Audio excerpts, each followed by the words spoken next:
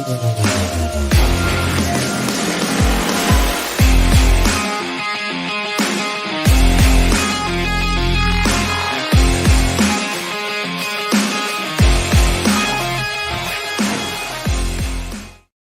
up, everybody, and welcome to a brand new, earlier in the day episode of the Hot Mic. I am the Outlaw John Rocha, joined as always by the Sneider himself, Jeff Sneider. How are you? Yachty boy! I'm good, baby. I am good. I had one of those Hollywood nights last night. What? What does that even mean, Hollywood nights? No, it's just like you're in the scene, you're in the vibe, you're around the people. You were feeling that you were part of the Hollywood scene, is what you're saying. Yes, in a way, and not the way that you would expect. So I turned down the chance to cover the Leave the World Behind premiere. Oh, wow.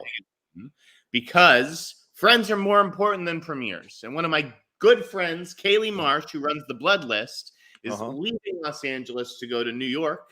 Wow. She had a going away party last night, and it was great. It was great to see all my old friends in development and management and all kinds of, just segments of the business. So, yeah, fun last night. Oh, that's great. That's great.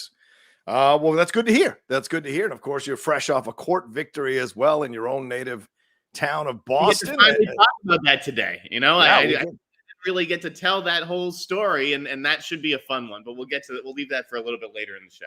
Yeah, we're definitely going to get into a lot of things going on, both in Jeff's world and in the world of entertainment as well here on the show. So much to cover here. We got updates on Spider-Man 4, Thor 5, and some Jonathan Majors updates, especially as we've got the new episode of Loki dropping later tonight. Conversations to be had on that as well. SAG-AFTRA strike update. They're supposedly meeting today to maybe hammer out some more details, get closer to a possible resolution. We'll cover what the situation is with that as well. And a bunch of movies have been delayed already, and Mission Impossible 8 is now added to the mix, which we'll get into, as well as a couple of articles, some reviews for Old Dads, Five Nights at Freddy's, and The Killer. All this stuff happening here on the channel as well. And we're going to get into a UCLA sex study and what that says about the younger generations and how they view boinking on screen. So we get into all of that here on this episode of the Hot Mic for sure. Just want to remind you all the Streamlabs super chats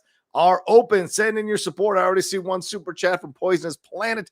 Thank you, or Poisonous Plants, rather, 15. Thank you very much for that in. And the Streamlabs address is pinned in the chat description of the video, and it's right above Jeff's head there. So send in your support. We're going to get to it as quickly as we can. So if you want us to answer your questions, the easiest way to do so is send in Streamlabs and super chats. And Jeff, do we want to tease the Patreon stuff now, or do you want to wait till the middle of the show a little bit to talk about it? No, let's just get into it now. So I had this idea, I even tweeted a version of it just this morning, because Jason Blum was talking about going on Shark Tank. And for years I've thought, why isn't there a Hollywood version of Shark Tank where, it doesn't even have to be necessary for Hollywood, but on Shark Tank, you need a product, right?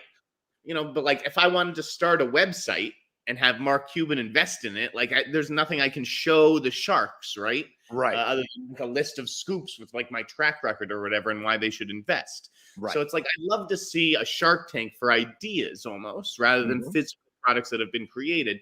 Ideas including, movie pitches, TV pitches, podcast ideas, whatever it is, right? With a panel of top Hollywood producers. Now, because we don't have that yet, right?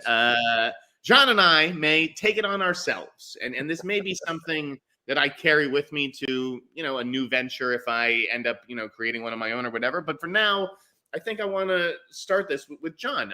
I think it could be fun. So the idea that I have in mind is that we would do a second show of Hot Mic. Yeah. Every week, and it would be on Patreon. So you would have to pay. Patreon only exclusive. Yeah. Right. And it would be a more segment-filled show. So maybe that Scorsese draft that we did, right? Maybe that is the kind of thing that you would find on this second, Hot Mic Plus show. Right. But another segment that I'd want to do is Rate My Pitch. So you look at Dave Portnoy and the success that he's had with pizza reviews and stuff like that. I think that we could do that for movie pitches. Now, the issue with movie pitches is if you submitted a movie pitch to us, there's a chance that maybe there's a big producer listening to this episode of the show and they love the pitch and they want to get in touch with you and make it. Right. Maybe there's, a big some writer out there who loves your idea and steals it. That's like the gamble that you're taking. Like, right. And we could maybe come up with some sort of legal template that you guys would have to sign to actually participate in this segment. And I'll get into more details of what it would look like or whatever. But like, you'd have to be aware of that going in, that maybe this gets made and makes you famous and gets you rich, and maybe it gets stolen and like you're totally pissed off because someone stole your idea. That's why they tell you not to tweet out log lines, right? Because anybody could, So, but the idea is that either for our top Patreon tier, which may be, a significant thing, or maybe it's not part of the Patreon tier, but it's like, you guys spend $100 or $200, maybe it's $150. I don't know, whatever the price point is, something that Johnny and I could split, where we then you send in your pitch. You give us the genre, the log line, your idea of who directs it, the stars, whatever it is, and maybe a little bit about the story. Maybe it's a one-pager, and we go through the pitch and we talk about it. And John, like, oh, I don't know if I like that star in this role. What about this person? What about this person directing? Is this even a good idea? Would we make it? Would we pass on it? Would we hand it back to you and say, you know what, come back in next month for another meeting? Right. John and I would basically be playing studio head.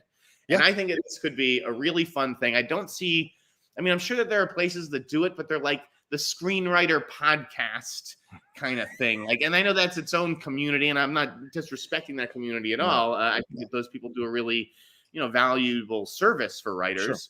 Sure. I think that John and I could do it in a fun, entertaining way and keep it to, I don't know whether it's a 15, 20, or 30-minute segment. It wouldn't be the full episode necessarily. Maybe maybe we do multiple pitches, in a week, depending on how many we have. I don't know what kind of backlog we'd have. If people are like reluctant to actually do this, or if it's like, dude, now we have 25 pitches and we've got the next 6 months of podcasts lined up for this.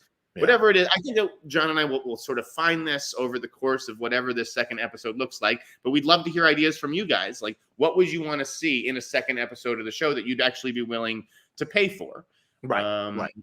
So and what you would want to see if you were to commit to a Patreon, what are some of the unique benefits that Jeff and I could deliver here in a Patreon that you all would be interested to donate at a certain level for? We're opening the door as we're kind of constructing this step by step, because we think it's a fun way to do more stuff with the hot mic. You all enjoy us coming to you every week, having these fun conversations, a way to take advantage of that and create more interaction, more, how can I say this, more of an interactive situation going on with all of us commenting and talking about these topics that are going on in the world of entertainment. And for those of you, as Jeff said, who maybe want to get a leg up on how to pitch something, or how to promote something, or how to get something honed so it works for you, we have that set up for you so that you get it. And for those of you who would watch a show like that, you don't necessarily even have to pitch anything, but for a certain level, you get that show so you can watch it. And maybe that helps you kind of understand how you would put a pitch together down the road, if that's something you're interested in. I know other patrons.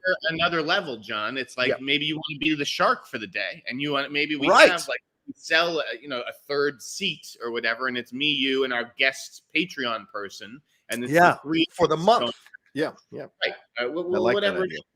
I do think that, as I love doing the show. Don't get me wrong, like, this is my favorite hour of the week, shooting the shit here with Johnny in front of all you guys. But it's like I like when John and I get creative. I like doing stuff like the Scorsese draft, and we do that stuff kind of few and far between when there's a slow week. And I'm telling you, really soon, there aren't going to be any more slow weeks. That's true. Like, there's so much news that is going to break and happen. Like, once the strike is over, and could be over by the end of the day. We're going to get into the strike and talk about it. I do have a little bit of information on that front. Ooh.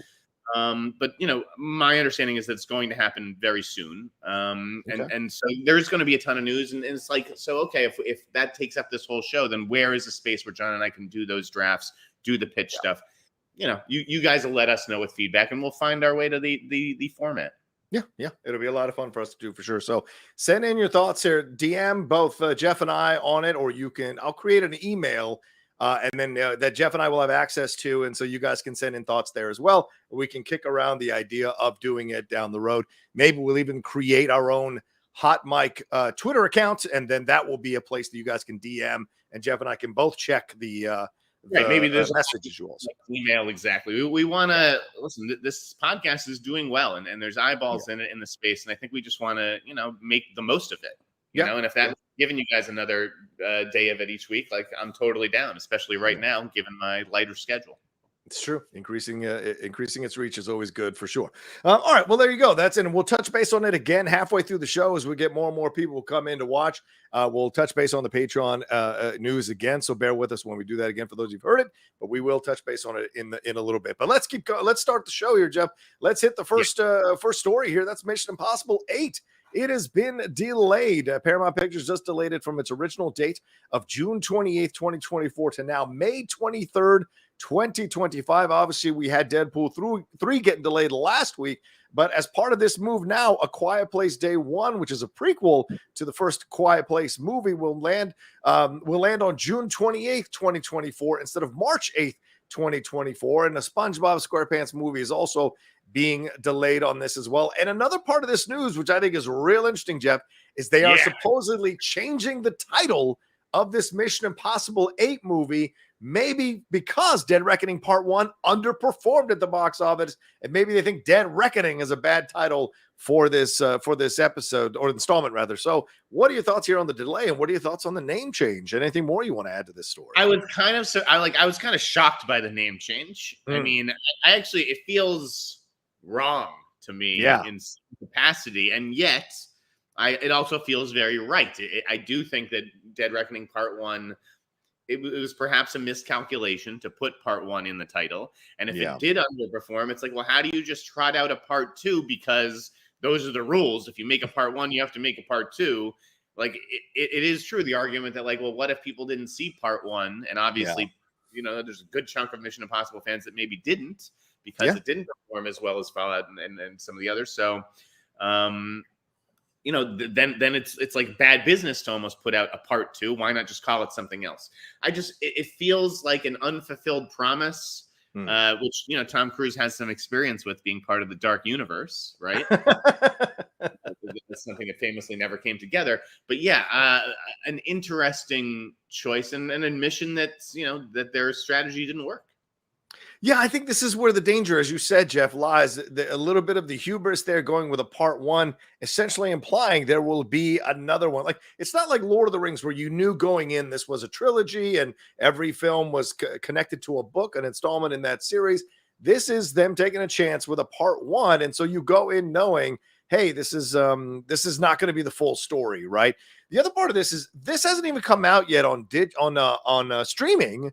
So you don't know if people are going to catch up to this film and like it. So to make the name change, or announce that there's going to be a name change, I think is a bit premature. It's just about to come out on physical media, and it hasn't come out yet on Paramount Plus. But if it does, what if the numbers are high because people who skipped it in the theaters, hungry for content, giving it a chance at their house? It's a different situation. A lot of people turn their opinions around on Ant-Man and the Wasp: Quantumania when they finally got a chance to watch it on Disney Plus. Same thing with Little Mermaid. So why wouldn't that happen here? So I think it's a bit premature to change the title. But like you said, I understand why, because maybe people who are huge Mission Impossible fans and went to see it have a negative connotation to the title and may not be as excited to go and see Part 2 of this thing. I just don't know what you change it to, that you're going to fool the movie-going audience that it's not Part 2 of this story that you already started telling in Part 1. I'm not sure how that's going to work, man. And like, what happens to Part 1? Does it retroactively shed the Part 1 of its title? Like, yeah, it's just the whole thing's a little weird. Did Paramount actually officially announce that it wouldn't be called Part 2? I know Hollywood Reporter did, so I figured it. Paramount, they signed off on that or whatever. Yeah. So we'll see on that. Yeah, maybe it's a lesson that the industry learns, though, that like not to sort of count their chickens before they hatch. Right. It's like Power Rangers. Don't come out and say you're going to make 5 or 6 Power Rangers movies before you get the first one right. That's for sure. Another part of this too, Jeff, is this idea of these things moving. I was watching Matt Belloni, who of course is one of the creators of and founders of Puck. He was on Squawk Box on CNBC talking about the situation there with this strike and how it's going. And he's saying, as we're seeing these delays, that we are perilously close to losing the entire year. And that at this point, if they don't come to a resolution soon with the strike, which we're going to get into next, they may not be able to start production until January. And that's going to mess with everything into next year. You've got Venom 3, you've got Twisters. Wise Guys, Beetlejuice 2. These are all still kind of up in the air about where they're going to land. What do you think about what Baloney said about, do you sense also that we're perilously close to losing the entire year here? Yeah, so wait, are we transitioning to Yeah, to we're SAG? transitioning into the strike. I'm using this as a springboard into that. Yeah. Okay, well, okay. Wait, do you have more to say? Well, I mean, I was trying to. Don't worry about it. Okay, it's fine. Okay. On the SAG front, yes, I mean, from what I'm hearing from my source, and I know everyone's jumping down Sharon's throat because that's a very fun thing to do on social media, right? But that they're saying that rap article today that's catching so much shit is correct, and that if there is no deal by November 1st, which is next Wednesday, right? Yeah. That the 2023-2024 broadcast season would basically be done, and that all those bubble shows that were barely renewed anyways will all be canceled. Wow. You know, what my source was saying was like, okay, I'm like going through the DMs like in real time while trying to synthesize this. Do you want to go? Okay, go ahead. Yeah. They basically said that, you know, THR had reported that like the A-listers were drafting this letter, right? And then the letter was never sent once the talks were rescheduled. Right. My source has seen that letter. Oh. They basically said it was a vote of no confidence in SAG leadership. Jesus Christ. And you know, while like the George Clooney, like that whole proposal may have been noble, but like it was never going to go anywhere. Like it was stupid. Like it's a non-starter, really, as far as like health and pension and all that kind of stuff. Like the A-listers were stunned or whatever by Fran Drescher and Duncan, like, you know, holding out for that streaming profit participation, right? Because everyone knows that's not happening, and that even Fran was quoted as saying, like, we can wait all year if we have to. Like the hardliners who are on Twitter, like the really active, you know, members of SAG who are really like, you know, front and center on the front lines of the strike, they're all like, you know, trust the leadership, that kind of stuff. But privately, there are a lot of people who are like, get this over with. Like, let's go. Like, why are we adding streaming levies and stuff like that? Just fucking sign the deal, etc. So this person was saying that the Raps article was correct, that the studios are aware that the membership largely is pissed at leadership. That that's what they're saying, but I don't know if that's true. So, but okay, go ahead. Yeah, I mean, it sounds. Don't you feel like the membership, not the leadership, but the membership of SAG largely, the 2% millionaires living in their 7 houses are probably frustrated because they can't get out there, get the shine on themselves, spotlight, and promote their movies. But I think a majority of the actors who aren't making the money that those guys make and those people make are behind the leadership. I mean, I'm not buying Molly Levinson and her publicity nonsense, pushing out that Fran's being eccentric with Buddhist quotes and a plush toy. You know how eccentric these fucking millionaires are? These billionaires are? These people who run the studios? Give me a fucking break. So it's a bunch of, to me, twisting narrative shit that they're pushing out there for the 1 to 2 to 3% that make multi-million-dollar deals and are mad because they're not getting the spotlight on themselves, getting articles written about them, getting pictures taken about them, and promoting their work. But I think a majority of the SAG actors are behind the leadership because they know that this is a critical moment and they want to get the best deal possible. And Jeff, I liken it, what you're talking about is like a fan base talking to the GM. When are you going to draft the right players? It's like, trust us. We know what we're doing. We're putting this together. You don't know what's going on behind the scenes. So you got to be patient and trust. And Bob Iger is the one who reached out to trust. People are losing their houses. And I know, again, this is on the studios. I know, but this is the game, man, unfortunately. No, I'm going to respectfully disagree. I think that the A-listers want to get back to work, not so that they can get their $20 million acting fees and get the spotlight shined on them. I don't think that they care about that stuff. I think they care. You're insane. You're insane. You don't know actors then. You really don't know fucking actors, Jeff. You did let me finish my sentence. Yes, I know actors very fucking well. And what I'm saying is that those A-listers, they don't give a fuck about the acting fees, John. Those A-listers care about the producing fees. Okay? That's why they want to get back to work.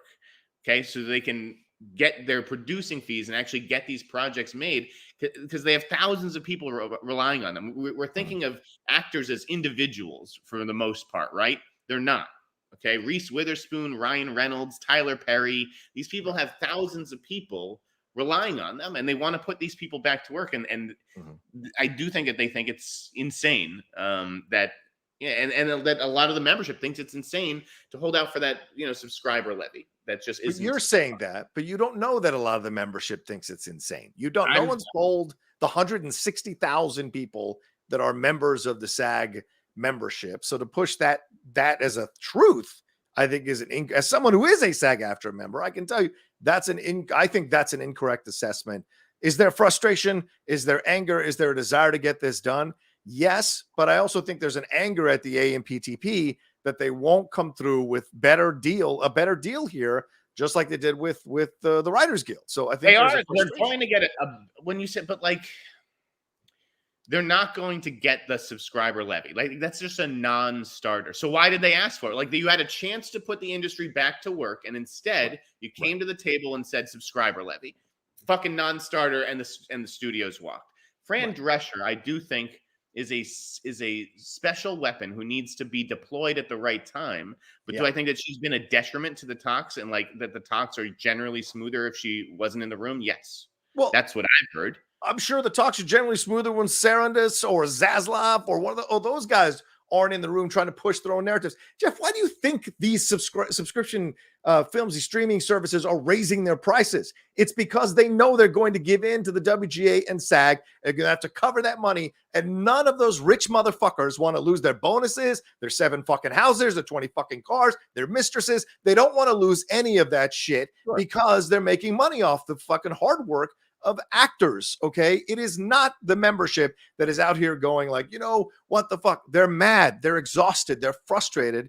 And that levy thing, they said the same thing about the Writers Guild strike at the end. Those things they're asking for it, they're not going to get it at the end. And what happened? They fucking got it. So they're holding on here to fight and get that little bit extra, because who puts money in their fucking pockets? The actors doing the work on those sets. That's what puts the money. Let writers and directors go do a bunch of movies. Let's see how that fucking turns out. You got to have actors. See, you're letting personal. See, I'm being a reporter. You're letting personal animosity get into it. What? I don't have anything personal against anyone. You don't think that actors? You don't think that could blow up by squeezing the studios, right? Yeah. You're saying the WJ squeezed them. They got what they wanted. And we should squeeze them too, because we're going to get what we wanted. What if it blows up? Okay. I didn't say squeeze. You said squeeze. I'm saying, but that's what we're talking about. I don't think it's a squeeze to ask for a fair deal. You're not calling it a squeeze. Yeah. That's what we're talking about. The studios were ready to make a deal, and then this fucking SAG came in and said, actually, what about one more thing? Yeah. And they walked, right? And that whole thing could backfire and cost people a season of television. Sure. Yes. Okay, so it could. You're telling me that most of the membership is fine with that, because I'm telling you most of the membership would love to go back to work and give up on this subscriber levy thing. Right, but that's not how you do things when you're in charge of things, Jeff. Look, if I'm a president and I'm reading the temperature of the country, one of the loudest people, I'm not going to listen to the loudest people. I'm going to look at the situation, analyze it, because I have access to all the information, and I'm going to do what's best for the country. Just like the people in charge of SAG are trying to do what's best for SAG, because we may lose one season of television, but if we get 20 seasons of television where we're getting paid the correct amount and getting a living wage, then it matters and it's worth it. If you go back and sign the contract and you're just making the shit wages all over again for the next 10, 20 seasons, guess what? The same fucking problems are going to be there that you are fighting against against AMPTP. I'm not being personal, Jeff. Don't confuse my passion for personal animus. That's not what that is. I apologize. Yeah. Because I can go real low and talk soft too, but I'm still going to be just as passionate. Yeah. I think SAG is going to so you're basically telling me though that like you don't think that SAG leadership has negotiated a good enough contract, a living wage for actors without this subscriber levy. Yeah, I think so. Yeah, subscriber levy, all the progress that SAG has made with this contract, like that should be enough. And in fact, without that subscriber levy, I do think that SAG will end up taking or getting a slightly better version of the WGA bonus structure. Right. So like that's going to be the trade-off. It's like, okay, we want the subscriber levy. You don't want to give it to us. Fine. But you're going to, notch up our percentages, maybe like a little half a percentage higher than the WGA got or whatever. I think that's what's going to happen. But the subscriber levy is a non-starter. And to make it like it's that or bust, like, okay, you're going to cost the industry a season of television if the leadership continues on that road. Right. Well, we don't know if that's what's going to happen. That's what they're insinuating is going to happen. But I've also seen studios say this, this, and this, and this. And then all of a sudden a deal is signed and then everything is back into motion. Everyone's working extra hard. Because I guarantee you, once the deals are in place and everyone is happy, actors are going to be more than willing to change their schedules, more than willing to make things happen, more than willing to put things in motion. And studios who were crying they were going to lose a whole season of television in order to make money will work out whatever deals they need to work out in order to start production early. I'm a negotiator. I love to negotiate, and I don't give a fuck about this Crimea River nonsense. You got to do what's best for you at the end, what's best for your company, what's best for yourself when you're negotiating. And if you don't get what you need, don't fucking do it. You know how many jobs I've turned down in the last 3 years? Because I'm like, that's a shit wage. I'm not going to fucking do it. The parameters don't make sense. We want you to advertise. No. What do you offer me? No, thanks. It's not an issue to have your worth. And I think SAG understands their worth. And look, it was Bob Iger who reached out to Duncan Crabtree, Ireland, and said, let's get back in the room. And there's a reason for that. And that was yesterday or Tuesday. There's a reason for that because Iger knows we got to get this shit done.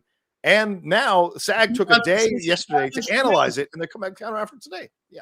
He wants a season of television too. Again, what I'm told is that it's non-starter because to do that, like Wall Street will not allow the CEOs to give up any profit participation because it opens the door. It sets the precedent, right? It opens the door and then would open the door for every other guild and union to request the same thing. And you can't have that. So there's not going to be any fucking profit participation. So then why did SAG come in and do that? Why did they, when they were on the 1 yard line, why did they come in and say that? It's maybe it is to squeeze, like I said, to get that little bit of extra percentage, but they're not getting what they're asking for. Like it's just a no. So they're just dragging it out. I don't know. We're going to see what the end result is going to be because they may have asked for this in order to pivot to another thing. And you know how it is. You go, oh, well, I'm not going to give you that, but I'll give you that. And that which you probably wouldn't have given, now that they ask for this, maybe this is a little more attractive in comparison. You know what I'm saying? And so I think that's what's going on here. So we'll see at the end of the day if they get what they wanted in the long run. You see the SAG, hardliners sort of, call out articles like the Raps from this morning or whatever. Right. I mean, there is actually a date. There is going to come a point where at some point the studios just pick up the ball and go home. Right. And do what? Put on reality TV and wait until January. Yeah. Well, right. I mean, yes, the strike is going to end at some point. There's no question. But it's a matter of, are you going, the studios will continue to make reality shows and game shows. And like, at the end of the day, that airtime is going to get filled by something. Yeah. It may not make as much money as like a real scripted TV show with stars, but it's, it's going to be filled with something. And meanwhile, while actors are sitting on the sideline waiting tables, like that's not what people want. This is the game at the end of the day. Look, the UAW workers just settled their deal, right? And got a lot of what they were asking for. Why? Because they held out, they dealt with the hardship of it all. That's the game, man, when you're in a union. I know you asked me months ago, why is there a union? Why do we need unions? This is exactly why. Because people like the AMPT want you to take the shittiest fucking deal so that they can keep making their money. And they don't like when workers push back, because when workers push back, workers get painted as these selfish crybabies, just like the NBA, just like the NFL. It's all correlative. And so I think a majority of the membership is behind the leadership. They may be frustrated because the deal hasn't been done, but I think they are behind the leadership. The 1 to 2 to 3%, maybe not so much because they want that money. Acknowledging that frustration that yes, should not totally, of course. That this should not have drawn out as long as it has, and it's not all on the AMPTP. It's there are two sides. I guess. I never took you one for holding the water for studios. I'm not holding the water. I mean, again, there's no question. The studios fucking have a date circled on the calendar, and they had it 5 months ago. Yeah. Right? This is on them. They could end this if they wanted to, Right. But it doesn't mean that SAG just, should come in at the last second when they're close to a deal and be like, and try to squeeze them, as I was saying. Anyways, we can move on. Let's take a break and get into more fun news. Yeah, we should take a break. All right, we'll take a break. We'll answer some of your Streamlabs and Super Chats on the other side of this right after this.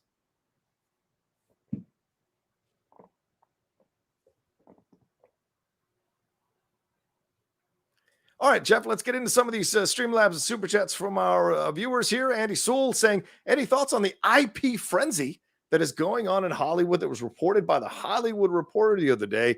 Jeff, I don't know much about this. Didn't read this. What's this IP frenzy? Do you know anything about this? I mean, it's, A24 and FX snapping up books and articles and things like that. There has been a lot of those sort of acquisition type of stories. I hope there's an IP frenzy because I'm on the verge of optioning a book myself. But is that really IP? Is some article that a few thousand or a few tens of thousand people read? Is that IP really? I don't know. There have been a couple of best-selling books, but it's not like I obviously there's always an IP frenzy. I mean, I don't understand what makes it new other than we're coming out of the WGA strike, and people are looking for properties that people know. That's why the Halloween rights went for so much. And I read an interesting article in LA Mag this week about that whole bidding war and everything, and how a lot of people are skeptical. Yeah, right. They don't think that there is necessarily enough in Haddonfield to support a film and television streaming universe, especially coming off that last trilogy, which maybe it was successful financially, but critically, I think was mauled. Yeah, that's 100% right. And I think what makes it unique is that it's A24 now kind of jumping in the fray where maybe in the past they hadn't. So it makes it an interesting thing to watch. Best name tape. Just coming out of the WGA strike, what was the biggest movie of the summer, John? Barbie. There you go. So it's now that the strike is over, they're looking at IP type of stuff. Yeah, fair point. Best name tape sending a nice super chat. Thank you very much, but no Best words name there. Tape is the best company for labels and label making. Okay, so if you're sending your kids off to summer camp, you need a little label in the back of their underwear, their shirts, their stuff doesn't get lost in the laundry. Perfect company for that. What the fuck is happening? All right. Joseph Michael says, if a deal is done within the next 2 weeks, will the actors have time for red carpet premieres to promote Napoleon or Wish or even the Marvels? Look, I don't think any kind of promotion is helping the Marvels make its money. Napoleon or Wish, I think, would benefit from having those people showing up. Certainly. Jeff, what are your thoughts on this? I don't think interviews really make a difference. I don't think if Joaquin Phoenix is out there doing interviews about Napoleon, suddenly the movie makes $20 million more than it would have. I don't think that would really matter. I think the Marvels, it matters. I think having Brie Larson out there would definitely be beneficial to the Marvels. Fair point. Wish, being an animated movie, I don't think having Chris Pine talking about, well, my character is he's a prince and he grants wishes. I mean, I don't see that adding to the box office really. So I think that obviously studios will rush these stars out to do interviews and promote the movies and everything if there is a deal that's signed this week. But will it really move the needle at this point? I doubt it. Yeah, fair point. One last super chat here. Poisonous Plants 15 says, hey guys, I saw Josh Hartnett's been cast in M. Night Shyamalan's new film. Was wondering if you guys had heard any additional details. Sorry, I kind of sometimes Shyamalan's name it sometimes gives me trouble, but was wondering if you guys had heard any additional details. Jeff, this was on our rundown, but if you want to talk about it real quick, we can. What are your thoughts on this? I mean, not what you had maybe speculated superhero wise, but still Shyamalan's a good move for Josh Hartnett. I mean, Josh Hartnett could certainly still be cast in some superhero thing or other. But I do think that Shyamalan. I mean, again, Shyamalan's up and running before any of these other major studio things because he makes his own movies, right? Yeah. He can sign the SAG interim agreement or whatever. I think it's kind of brilliant. It kind of speaks to like if this is like the first sort of big movie that's back into production or whatever after the strike or whatever it is. It kind of makes sense that Hartnet, the one of the stars who got the best buzz out of one of the biggest movies of the summer, is his choice for a leading man. So here's the deal. It is, and this is from Film Updates. So congrats to Film Updates on this or whatever. This is described as, and there's some confusion as well.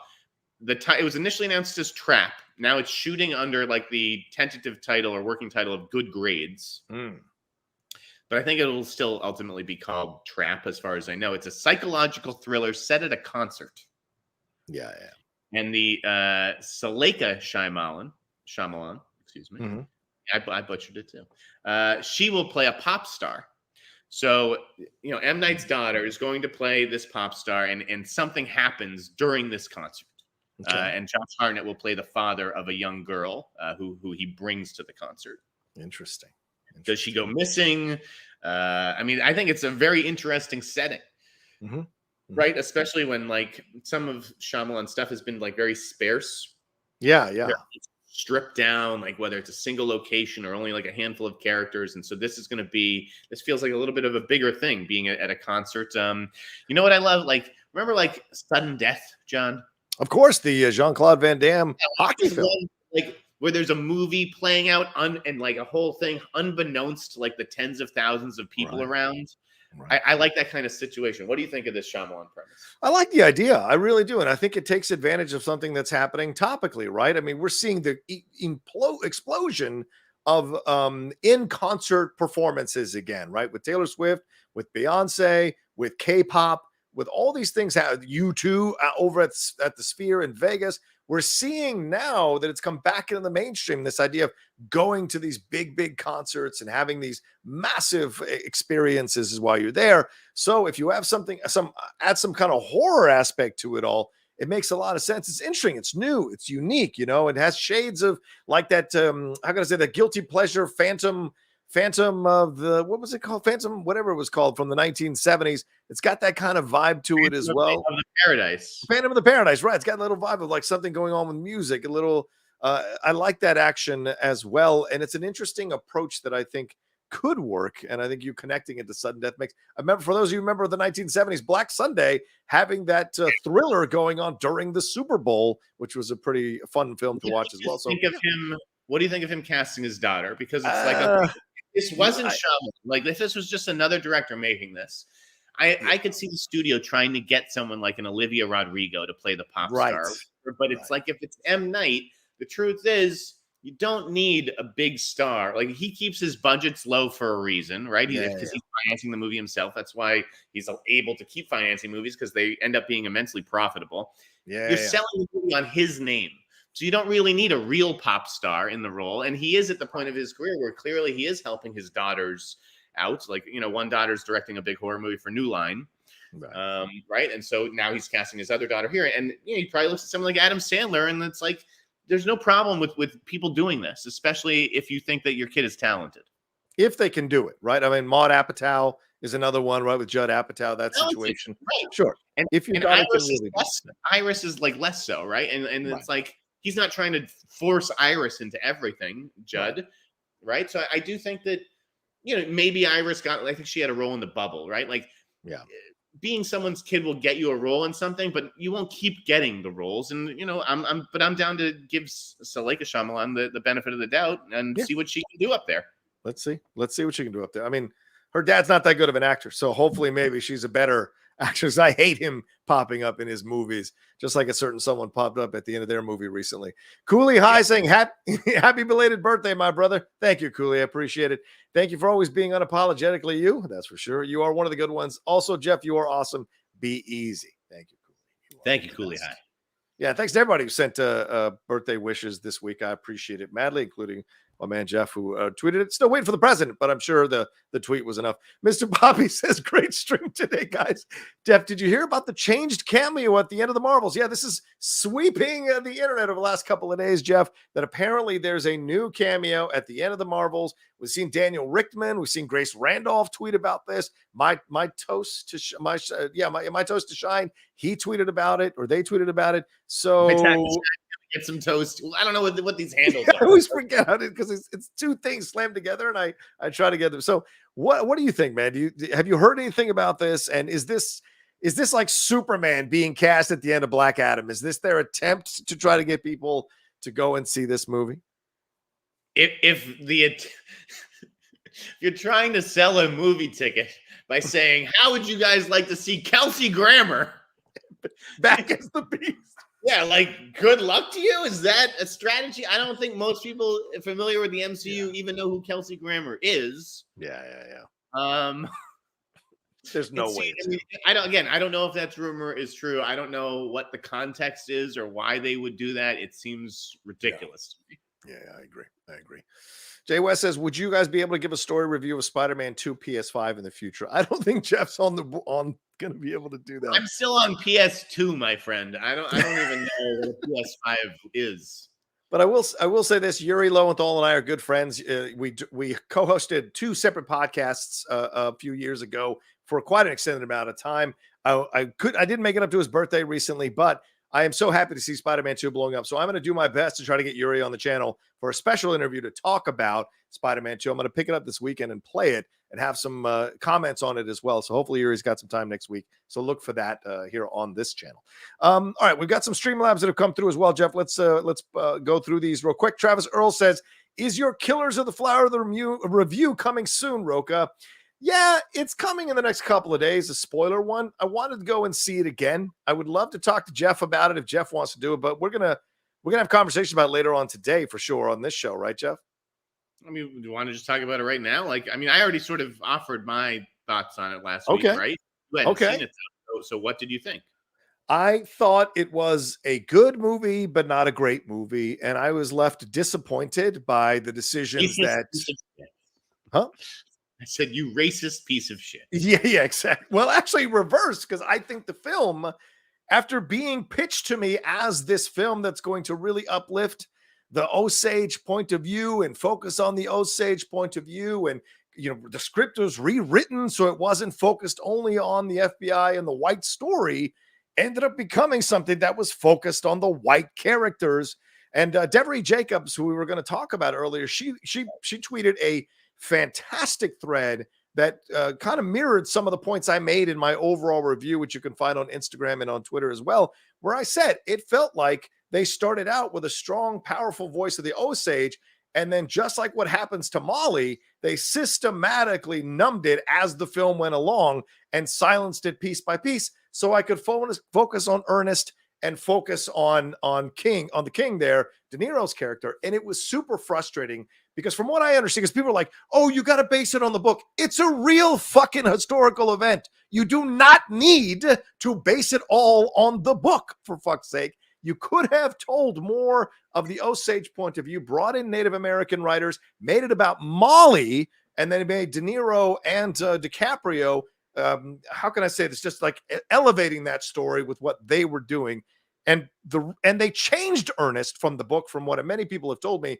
Ernest is a much less sympathetic character who is much more actively involved in hurting Molly and hurting the Native Americans in this movie. So for the Osage in this movie. So for me, I thought Scorsese completely missed the point.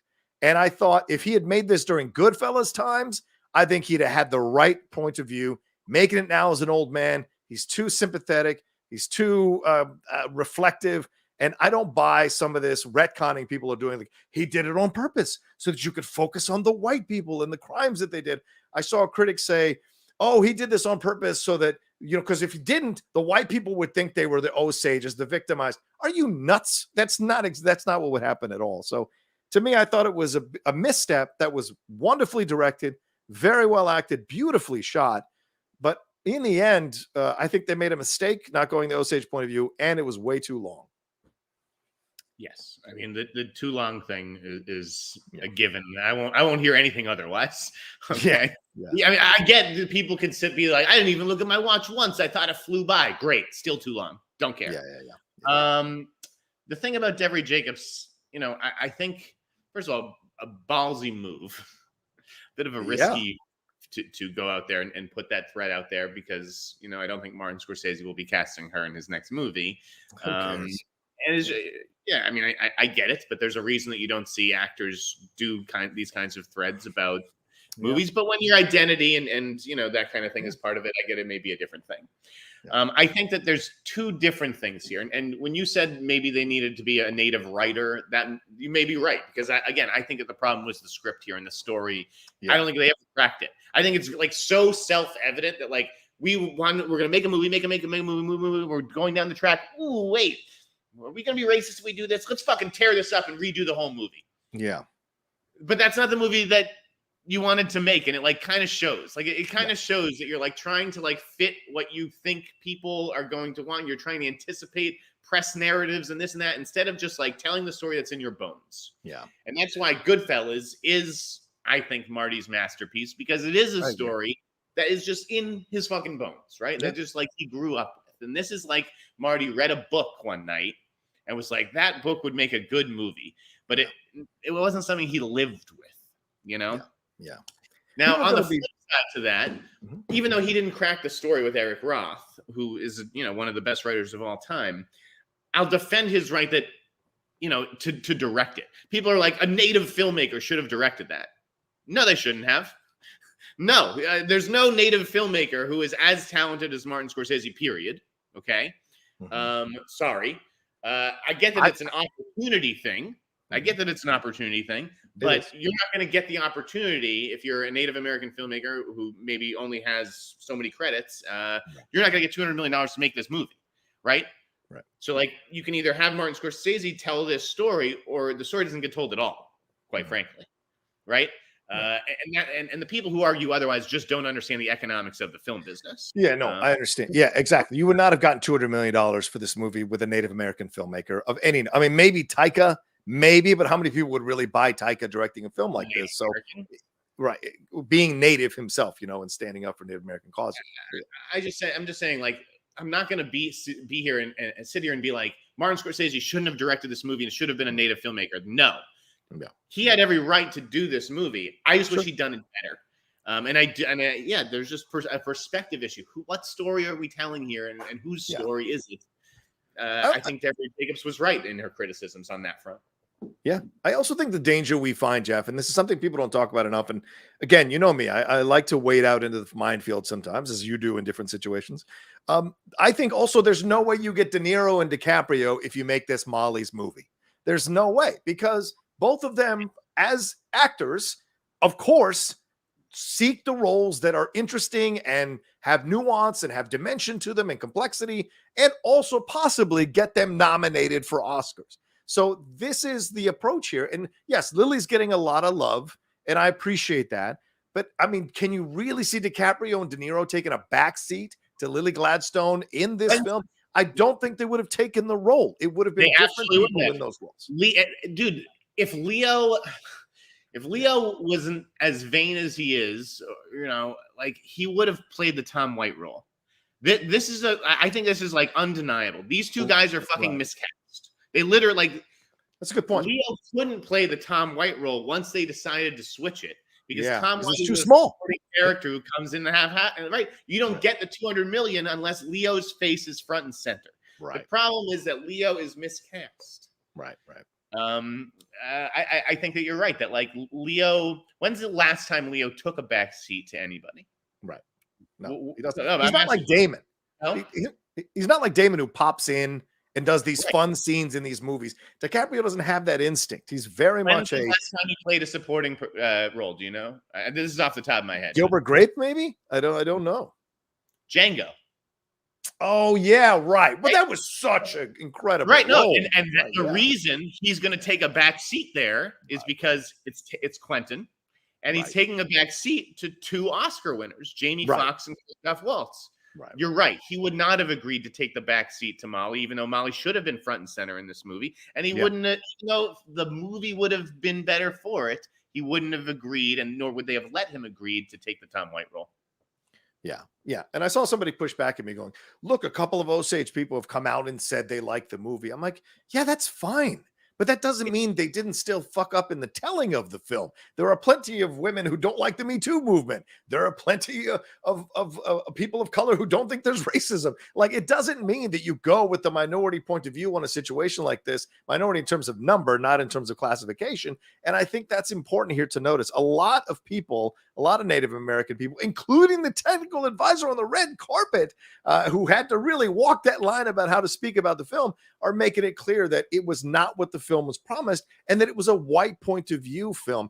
I do take the argument that maybe Scorsese shouldn't have directed it. I think there's validity to that. If you are okay with a 50, 40, $30 million film, I'm saying if you're okay with it going that route, a much smaller film, an independent film, if you were looking that route, you could do that. But to $200 million, you were not going to get a Native American filmmaker to get $200 million from Apple to be able to do that movie. It just wasn't going to happen. What Native American filmmaker are you betting your job and $200 million? That's what I'm saying. Yeah. Just, again, I'm sorry. That's just the reality. Now, Jamie, Jamie and I were talking about this week, and we were talking about how it is amazing how in today's environment, Steven Spielberg would never have gotten the job to direct The Color Purple. Yeah, probably not. Probably not. Yeah. And there was outcry when he took the job in 84 and in opposition, and then people sort of saw the movie that he made and they shut up, right? Because he made such a great. It's a damn good movie. Yes. So it's just the idea. I think that if Devery Jacobs, was sort of alive in 1984, she wouldn't have even questioned Spielberg directing The Color Purple. Mm-hmm. Or maybe she would. Maybe she would have thought the opposite. Maybe she would have been he absolutely shouldn't be, and it should be a black person. But once you see the movie again, he did right by the story. I don't think Scorsese did right by the story here. That's the difference. I think he should have been allowed to make it, but he should have made it better. He left stuff on the table here. This movie is not satisfying. It's disappointing. Like you said, that's the word you used. Yep. I don't know why the critics are doing cartwheels over this movie. Yeah, I don't. It's Scorsese love. There's no other reason. People just have. It's gorgeous, but they have a blindness to. And look, a lot of people didn't like The Irishman, Jeff, and I really enjoy that movie, but I know a lot of people didn't. So this was better than The Irishman. It's about okay. So there's that situation. Well, I see someone in here. I see Shara going, "You guys aren't reviewing the film that was made." Yes, we fucking are. Yes, we're talking about everything that is happening in that movie. We are reviewing it exactly as we intended to review that film and what the issues with the film is. And that's what we're talking. And some people who read these reviews, some people just have no understanding of nuance and complexity when you're doing a movie review. And it frustrates me because they seem to come out and want to criticize your analytical abilities because they can't understand what you're talking about. And they see films much more simply than you do. And it really can be frustrating when you have to deal with people who say nonsense like that. We understand that we are both seasoned, experienced film critics. We know exactly what we're talking about, and we are actually reviewing what went on in the movie. And yes, the book focuses on the FBI. Absolutely. That character, Jesse Plemons' character, is much bigger in the book. And as Jeff said, once they switch that and change the script, and a lot of people are like, it's based on the book. They certainly changed the book or changed the movie from what the book was. So why couldn't they go farther and change it and make it from Molly's point of view and bring in Native Americans writers to write those scenes? And Scorsese could have still directed the movie, but you have those Native American writers coming in to show you what the point of view is. I can argue at that point that the movie maybe could have used a Native American writer. Yeah. What about Brendan Fraser, man? I mean, I blame Scorsese for that. I don't blame Brendan for that. Right. That's just direction. If you want him to do it differently, fucking tell him to do it differently. I think it was kind of those were deliberate choices. I mean, it didn't bother me in the movie. It felt like, oh, that's a choice. It stands out a little like a sore thumb, but I don't know. Yeah, I saw the Daily Beast write an article saying Brendan Fraser should return his Oscar because of what he did. That's that kind of stupid, demoralizing shit that writers get such glee out of writing that frustrates the piss out of me, man. This is such a dumb idea. Click on this headline. Hate click it. Yeah, fucking makes me angry. Actors work so hard, especially someone like Brendan Fraser, to climb back from the depths of what he climbed back from. And you're going to write an article like that? Go fuck yourself, man. All right, let's keep going here. I don't even know who the writer was. John Sneider says, love you, bros. Question for you, homies. Any sweet Star Wars news? Please, Jeff and John. I know you hate this question, but we are dying out here, bro. For the love of God, we need some beautiful new Star Wars movies news. Jeff, do you have anything? Nope. Okay, sorry. Nope, thanks for your money. Thank you. Orange Chicken loves John Rocha. Hello, I do love Orange Chicken. Hey, bro, happy belated birthday, bro. You are a beautiful bastard. You don't age. What's the secret? No wives, no children, and working with people that you enjoy working with, no matter how much they may frustrate you sometimes. How do I save my hair loss? That's genetics, bro. Real quick question though for you and Jeff. Any news on Matt Reeves's Batverse or the Robert Pattinson trilogy incoming? Any news on that, Jeff, that you have? No. Okay. News? Yeah, no, I wouldn't say news. Oh, you got rumors. Oh, no. Okay, all right. I have Jamie's theories that he would love me to pass off as rumors. Why don't we bring Jamie on the show one time? I mean, he used to write. I'd love to have Jamie on the show for like 20 minutes. We should have Jamie on an episode. Maybe if Colin's sick, or if I call in sick, he'll be a good co-host to fill in. Why can't he come on as the third wheel? It'd be fun. That too. Sloth said, Sneider, my man, what is up with Derek Chanfrance recently? Why isn't this guy making more movies? Is his Wolfman film with Ryan Gosling at Universal dead or canceled? Jeff? I think, I don't know what the deal is with Wolfman. I interviewed the Dumb Money writers and asked them that very question. I don't have the quote in front of me, nor do I want to go to the website where that interview is housed, but if you did track it down, I'm sure it answers that question. I don't think I haven't heard much about it, honestly. Okay. What was the first? Oh, Sion France. He takes some time to select projects. I mean, he's coming off of that Ruffalo show, right, on HBO, which was a masterpiece. Yeah, that's right. So in my book, this guy can do no fucking wrong, and I can't wait to see what he does next. But it may be a couple of years until we see another Sion France movie. All right, we're going to power through these the next 10 minutes. I'm Two Fly Camp says, I feel really bad for most of SAG, but the reality is when all this is done, the consolidation will begin, meaning the work available in the industry will be cut in half. This is almost always what happens after contentious negotiations, not to mention AI. It's sad. It's true, Jeff. A lot of people are coming out now after the Writers Guild strike. You guys celebrated, but now here come the studios slashing and cutting and combining, and you're going to have less work for these writers to work on, and you're going to be paid better, but you're going to have less work. So do you think that's going to happen here for these actors as well once the strike is done? I mean, yeah. I mean, so again, there was an article today on Deadline about Superman and Lois and All American Homecoming. Superman and Lois will be going from 8 writers to 5 for the upcoming season, and Homecoming will be going from 9 to 7. So it's okay, those 7 writers that are still around may be getting, better compensation than they got for the previous season, but there's 2 fewer of the writers. Basically that's where that compensation's coming from. It's coming from the 2 writers who got cut. Yeah. So that is unfortunately the way that studios are, looking to make up the ground that they lost in these negotiations. And I do think actors will suffer the same fate. This year, I think we had, 599 shows on the air? Yeah. Next year, you could be looking at half that or 2/3 of that, 300, 400 shows. And so there's going to be a lot fewer jobs, a lot fewer series greenlit, a lot, fewer writing gigs. So it's going to be the survival of the fittest in this town. And that's sort of the issue that streaming has given everyone these last few years. Is it's sort of been welcome everybody. We just have so much work for everybody. Come move your families and come here and do this and that. And when that work, gets cut in half, there's going to be a lot of people on the unemployment line. That's true. With me. So say hello. Yeah, there you go. All right, let's hit these 2. Thoughts from Sloth here. Thoughts on the Anyone But You trailer. Will this movie be a hit in December? And any updates on indie films, Jeff? Why hasn't Freaky Tales been released at any festivals? Freaky Tales, I'm sure they're just holding for next year. Okay. Yeah, I mean, that it seems like a good like spring indie kind of release. I forget when Mississippi Grind was released. I think that was maybe a July release. I could see that being like a sort of indie programming, counter programming for the summer. Yeah. What was the first part of the question? It was Anyone But You trailer. Did you like it? Talk about that trailer last week, so I'm glad that this person is bringing it up. I love Glenn Powell. I really like Sydney Sweeney. These two people are obviously two beautiful people. And that's one reason why we go to the movies, to see beautiful people. Right. What is the hook of this movie? I have no idea. It's just two people who aren't a couple pretending to be a couple. They don't really like each other, but clearly they do kind of like each other.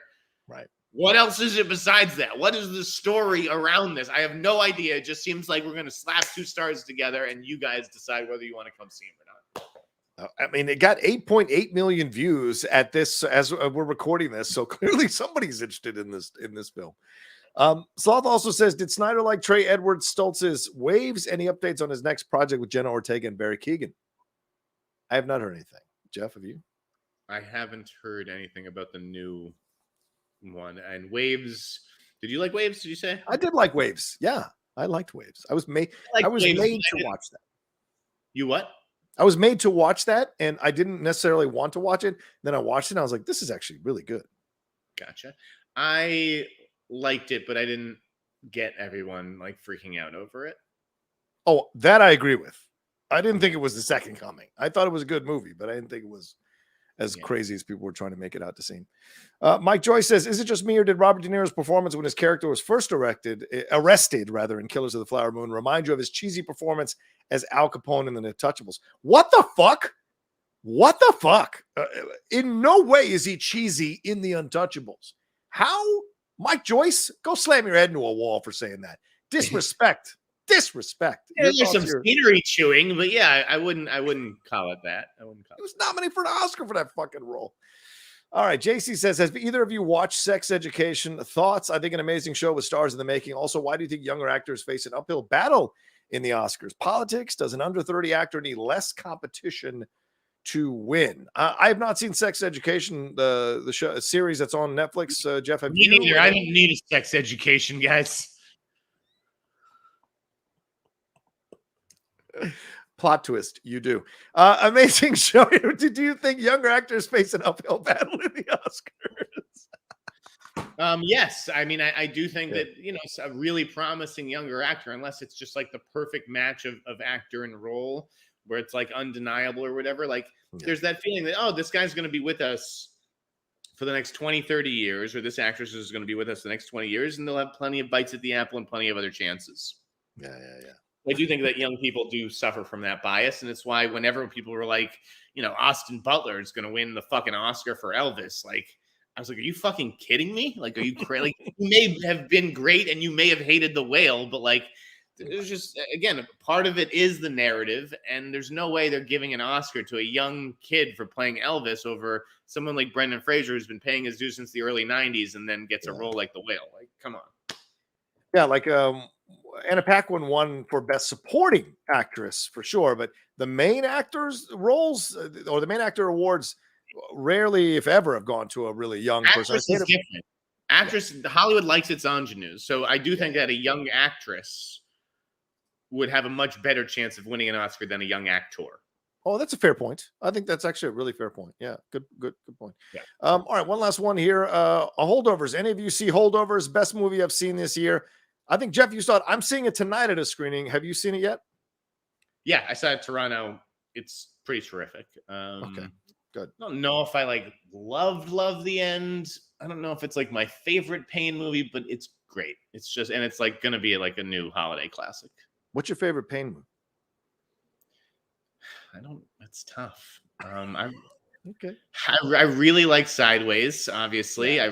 I really like The Descendants. I think The Descendants is underrated. And then that's my favorite Alexander Payne is Descendants. Yeah. The other movie I think is truly underrated is also Nebraska. I've only seen Nebraska once, but like Nebraska was really good. This is really good. I mean, I want to see it one more time to see how it holds up on rewatch. It might end up being my favorite, but I just remember there was something about that third act where I was like, I don't love this. Yeah, I'm gonna go. I'm looking forward to seeing it tonight. I'm really excited to see that one, and I like that just about everything Alexander Payne has ever done. So I'm looking forward to the Holdovers. This is the movie though that's not getting its due. Okay, Paul Giamatti. I'm not saying he's going to win the Oscar, but he could. Okay, right? He has a narrative. He's put in decades of great work, and this is a great character. And people think he should have won the last time for Sideways. Davon Joy Randolph, front runner in my book. Wow. I think that she actually could win the Oscar. I think that the kid Dominic Sessa is like an amazing find. So those three performances together, like this movie is really fucking good. Right. Yeah. All right. Yeah. Sounds good. Yeah. I was just looking at Alexander Payne stuff and just I mean, like, I don't think I've seen a film I don't like. Election. Citizen Ruth. Bad. Which one? Downsizing. Oh, was that him? Dude, that I know. Oh, yeah, that was terrible. Alexander Payne, yes, it was, in that movie. Shit, I skipped that one, didn't I? Yeah. Oh, I thought About Schmidt was good. What a return to form. Yeah, true. All right, let's take a quick break, and then we'll jump into these other stories we got to get to here on the show, and we'll be right back right after this.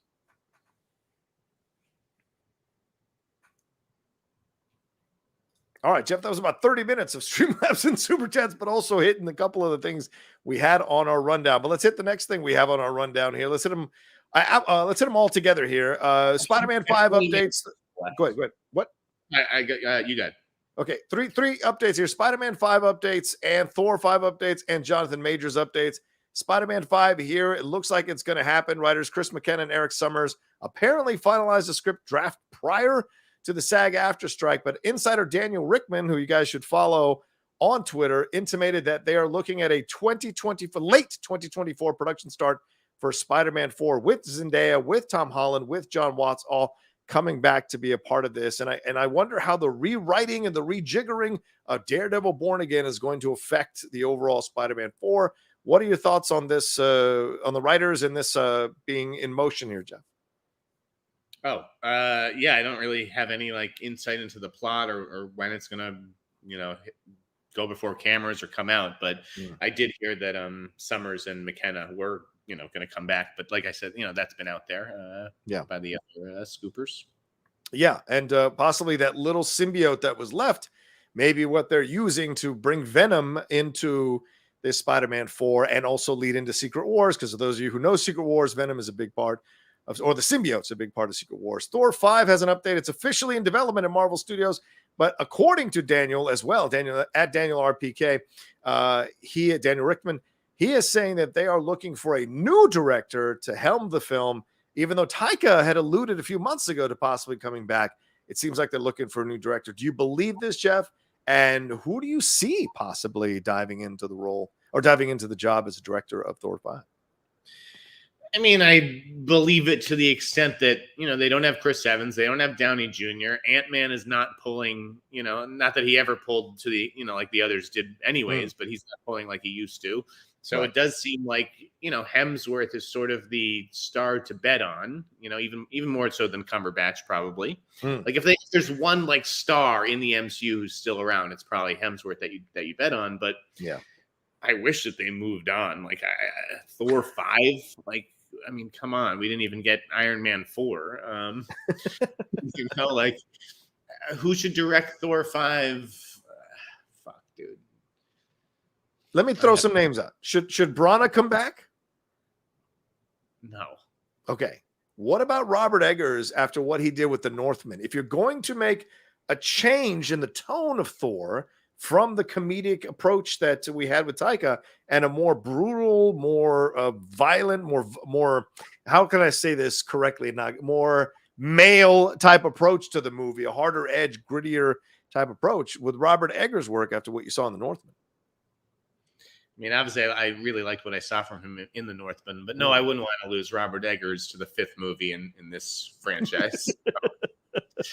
I cannot stand them as featured directors, but the guys who did Moon Knight actually might make sense. Ooh, interesting.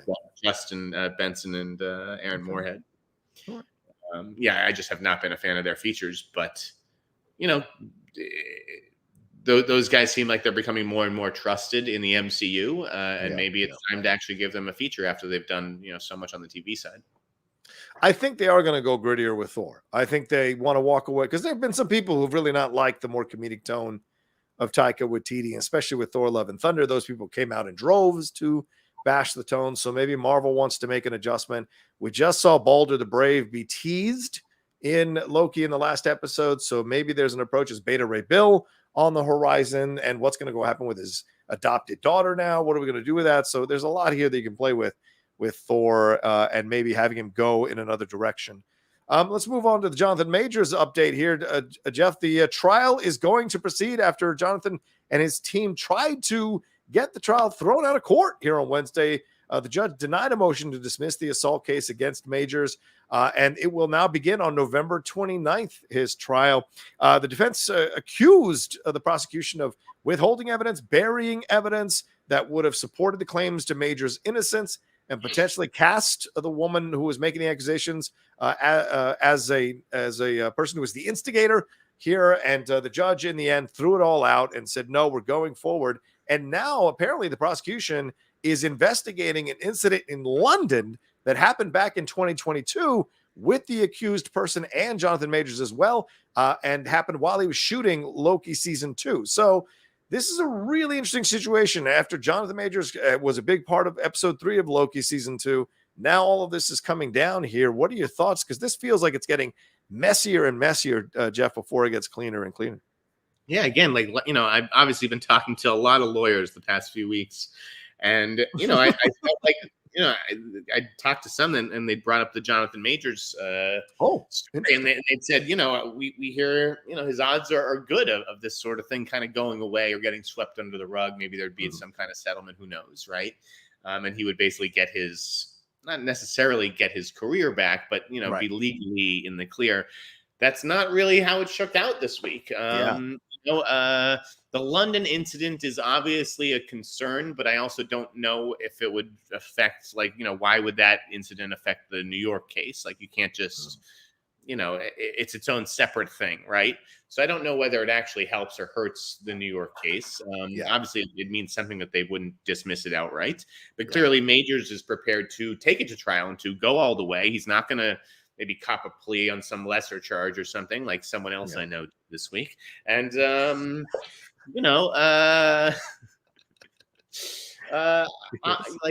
do I think that he's going to continue on? Probably not. It just doesn't feel like it's appropriate. It's particularly for such a family-friendly franchise and one that's really trying to make more outreach to women and stuff like that. Just don't see this ending well for him. So he may well be allowed to continue acting or making movies in Hollywood, but I suspect it'll be more on the indie side for a little while anyways.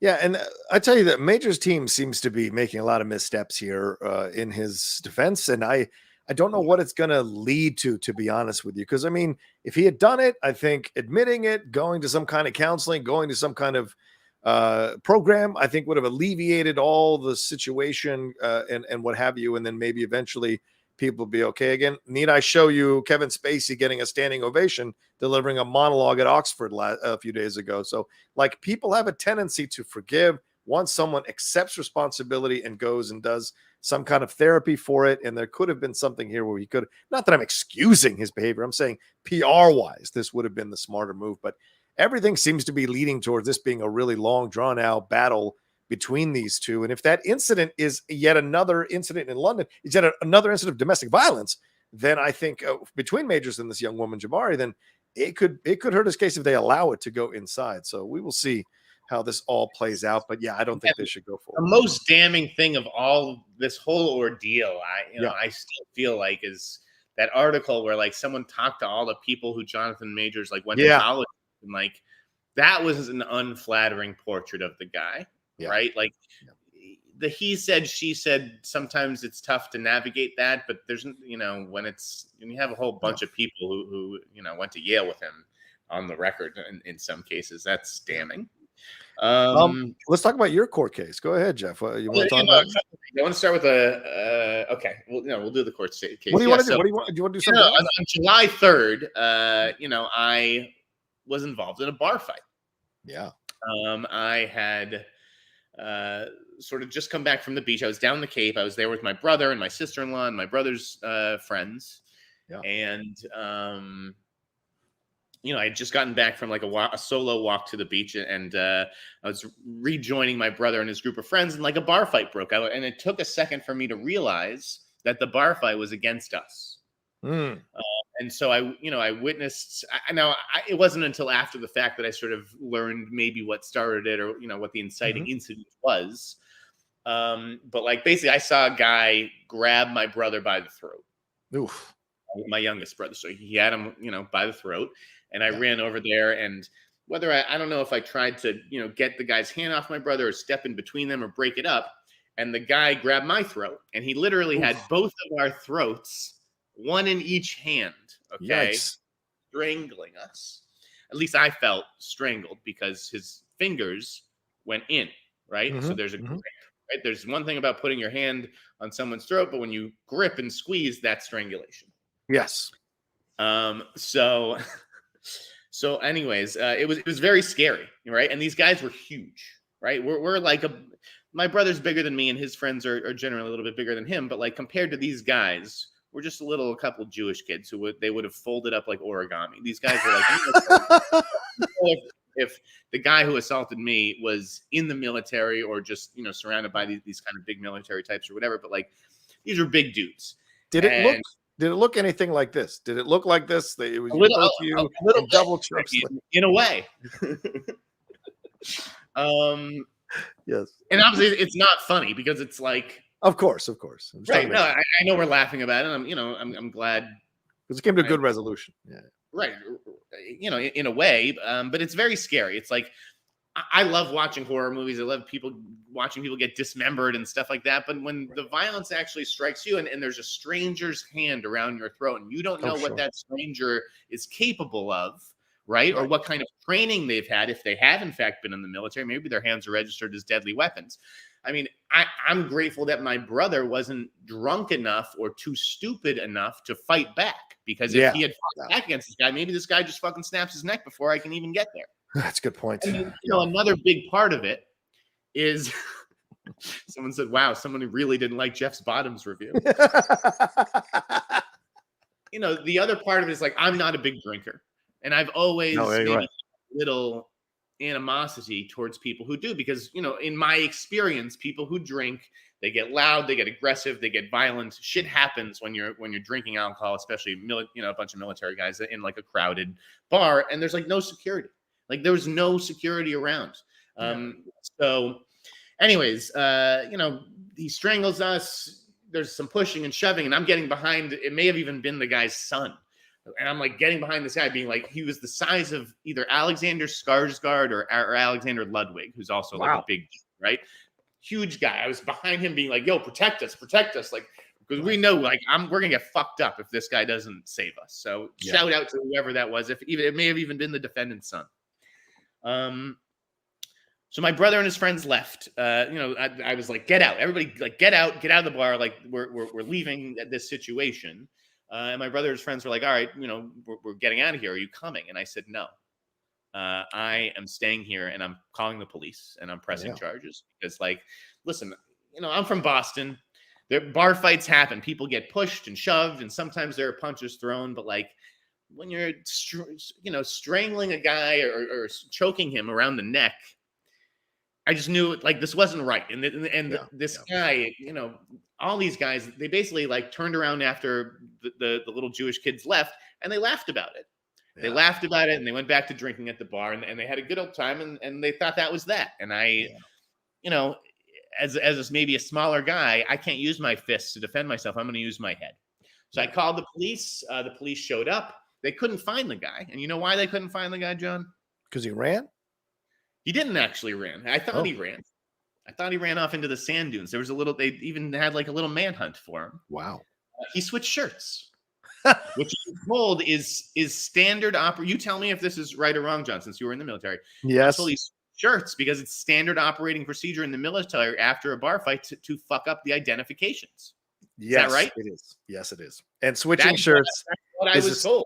Yeah, switching shirts is a standard way of doing that. I serve with a couple of guys who get into it all the time. They kept 2 or 3 spare shirts in their cars because when they would get kicked out of a bar, they would just change their shirts and then come back in. Yeah. So I called the police and I'm like, hey, go in and get this guy. He's wearing a green shirt and a white hat or whatever. And they're like, we can't, is it this guy? And I'm like, no, that's the, a 60-year-old man or something, anyways, the guy had been, he switched his shirt to a red shirt or something like that. Mm-hmm. So, meanwhile, all my brother and his friends had left the bar. Right. So the police show up and they're like, well, we just talked to a whole bunch of witnesses at the bar and they say you were the aggressor. And I'm like, listen, you could have 1,000 witnesses at the bar. I don't care. I got the one witness that matters. And that's the camera in the sky. That's true. Cameras all over the bar. Yeah. So I'm like, let them have 1,000 witnesses. Why don't you go look at what happened?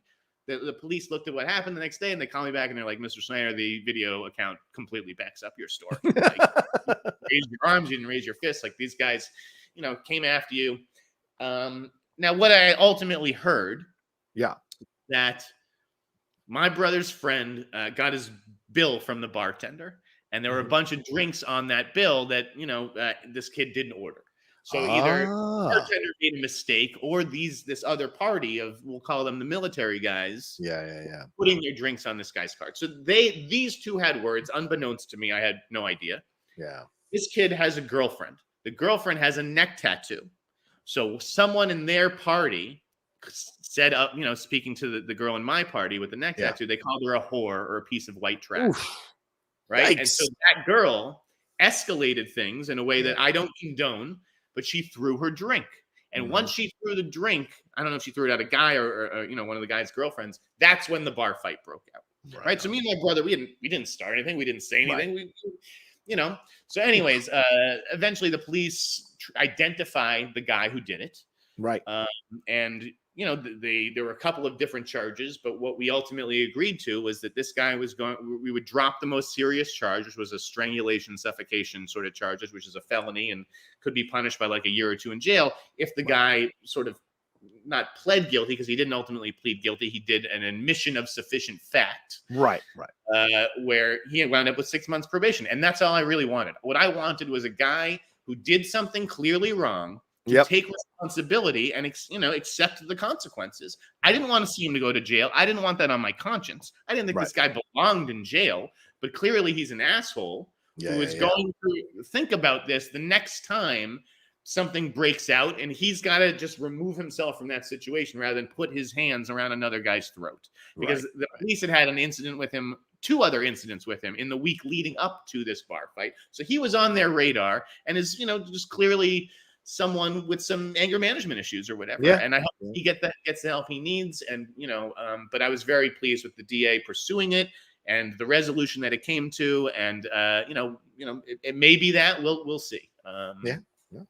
I don't know if I'm going to do civil case, but go ahead. Yeah, I'm glad it worked out in a positive, though. I'm glad it worked out for you in the long run as something that you got some resolution and some closure to, and that you stuck around, because it probably wasn't easy for you to stick around, especially without your boys backing you up. It could have been really dangerous for you. That's the thing. It was like, I'll be honest, like it caused strife in the family, right? Because my brother has a family, and he got like an anonymous letter at his office, like, sort of, like, don't move forward with this. Like, your brother's, all kinds of shit. And it's like, I felt bad for my brother and that he was in this position. Because I don't want to, like, make him scared or make his family panic or something like that. But like, I had to do what I had to do here. I was, regardless of whether my brother wanted to push forward with her, whether he felt like he was assaulted or what, I was assaulted, and I was a victim. And I wasn't, I was like curious also to see like how the legal system played out from the other side of it. Like, we all watch this stuff. I watch Law and Order every week, and like now I have a little bit of a different perspective on what it's like to be the victim of a violent crime in a way. And it's not necessarily lasting physical injuries. There was, maybe my throat or my neck hurt for like a few days or a week after. It's the emotional thing. It's that when you go into a crowded bar, it's like, you're always looking around and you have to know your surroundings anyways, but it's like now I'm like paranoid almost, like this guy's robbed that from me in a way. But I have a better story for you, a funny one. There's more. Okay. We have a shit ton of stories to get to, but like as long as you can stick around, please go ahead. Yes. I have a screening in 35 minutes, but it is only 10 minutes down the street. So yesterday I did the charity ice cream with Justin Kroll and Borys Kid. Oh, that's right. Yes. Right. So this was Borys's wife is a publicist, and she sort of had this idea to, raise money. I think it was for leukemia, to have like the town scoopers, get an ice cream scoop with the scoopers. Right. So it was going to be me and Justin and Borys Kid and Umberto from the Wrap. Okay. Now, Umberto's traveling. I think he's in London this week, so he wasn't able to join us. But Justin and Borys and I got together with this guy. He's like a professor of computer science from Georgia. Ooh, nice. And he's retired, I think. I don't think he's married or has any kids. And so he has, some extra money that, rather than just writing a check to some charity, what he does is he'll bid on these experiences, right? So he's met a whole bunch of people, and he was in town, this week, enjoying all these different experiences. Like, 2 days ago, he went to like a post-production house to learn about post-production. So he's just curious about the different aspects of it. That's great. So Justin, Borys, and I go to ice cream with this guy yesterday. And that's not the point of this story, but it's that Justin shows up, and I cleared this story with him. Okay. It was hilarious. Justin shows up. We shoot the shit for 10 minutes, and then he gets a call, and it's like, quickly becomes apparent it's like a semi-serious call. It's from a neighbor, something about the backyard, and I'm like, oh, Justin's dog must have gotten out and gotten into the neighbor's yard, and maybe he has to go to the neighbor's house to get the dog or something. That's not what it was. Okay. The neighbor had called and said, Justin, there's a woman basically screaming in your backyard for like help. And Justin realizes he locked his own mother-in-law in the backyard. She had been like, his mother-in-law is visiting this week or whatever, and she was in the backyard taking like a phone call, and then he's like, all right, I'm gonna go to this ice cream, I'm leaving. And he locked all the doors to the house, including like the patio door. And so he has to call his mother-in-law, and she's trapped. And he's like so apologetic to the charity guy. He's like, I can stay for like 10 more minutes, but I can't just leave my mother-in-law outside for the next hour and a half while we do this ice cream thing. So he left early, and it was up to Borys and I to entertain this guy. Hopefully Justin's mother-in-law is okay and everything is fine, and that he rescued her, but like kind of hilarious. Well, probably the last person you want to lock in your backyard. That was awesome. Thank God it wasn't like a 95-degree day. By the way, these two stories are 2 episodes in your new show. I'm just telling you right now, it's a pitching. So I like this idea. All right, we're going to take a break here in just a second, but I just want to remind you all, Jeff and I started the show talking about our Patreon. We are opening the door to a Patreon here, and as Jeff just pitched you 2 different movie ideas. One of the things that we want to do here on the Patreon that Jeff has kind of come up with and pitched to me, and I'm like, yeah, let's do this thing, is this idea of getting people at a certain tier who would pitch their movies and pitch their ideas from movies, maybe a 1-page treatment. Jeff and I would read it and then give our thoughts on it. And so that's one of the things we're thinking about. And of course, for people who are, there'll be legal things around it as well, legal situations like agreements that you'll have to agree to, like whatever gets said, whatever gets pitched.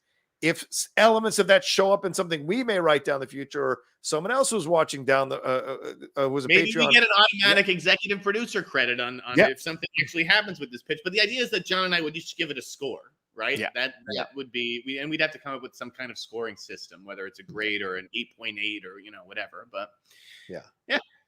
So that's what we're looking at. And we want to hear from you all, get ideas for what you would be motivated to donate at a certain level to get. Like what would you want to see Jeff and I do? What would excite you to be part of a Patreon with Jeff and I? Because we want to do a second show that will be a Patreon only show, but also other elements of a Patreon, maybe a hangout for 30 minutes, or maybe Jeff and I record a show where we answer for 30 minutes some of your questions because you've donated a certain level. So those are things that we're kicking around.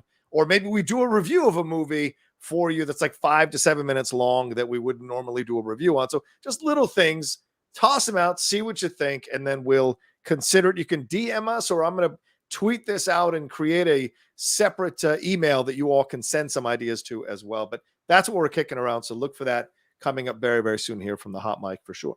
All right, Jeff, let's take a quick break and we'll jump into some more stuff. I know you got to go in a few minutes, but let's like 10 minutes tops. 10 minutes tops. All right. Let's do that real quick. Well, then, yeah, let's do it real quick. We'll be right back right after this.